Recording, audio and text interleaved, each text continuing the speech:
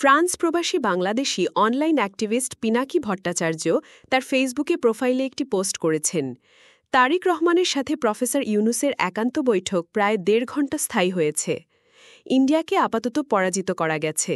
মধ্যপ্রাচ্যের একটি প্রগতিশীল মুসলিম রাষ্ট্র আজকের মিটিংয়ের ফলাফলে পৌঁছাইতে গুরুত্বপূর্ণ ভূমিকা রেখেছে।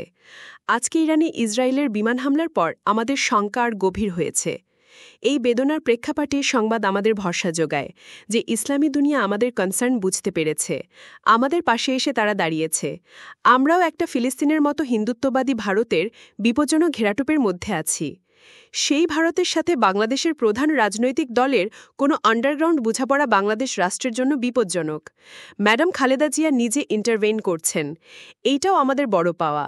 একটা প্রতিবেশী দেশ আর একটি আঞ্চলিক পরাশক্তি আমাদের পাশে দাঁড়িয়েছে, যাদের রাষ্ট্রীয় স্বার্থের জন্য বাংলাদেশে ভারতের উপস্থিতি বিপজ্জনক। সকল অন্ধকার এখনও কাটে নাই। যখন পুরা দেশ এক হয় তখন ইন্ডিয়া অন্য চাল দেয়।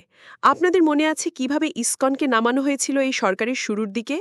বিএনপির শীর্ষ নেতৃত্বের সাথে প্রফেসর ইউনুসের সরকারের দূরত্ব কমেছে, কিন্তু বিএনপির মধ্যে ইন্ডিয়াপন্থীরা আছে, তারা তাদের পজিশন গেইন করার চেষ্টা করবে।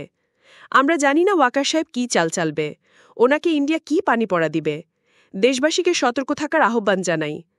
বাংলাদেশে ভারতীয় আধিপত্যবাদের সকল শক্তিকে দুর্বল ও সম্পূর্ণভাবে পরাভূত করতে না পারা পর্যন্ত আমাদের শান্তি নাই। আমরা আর ভারতের দাসত্ব করব না, কথা ক্লিয়ার। আপনারা পিনাকি ভট্টাচার্যের মন্তব্যের সাথে কি একমত? জনতার কণ্ঠ চ্যানেলে সাবস্ক্রাইব করে প্রতিটি তথ্য পেয়ে যান সবার আগে।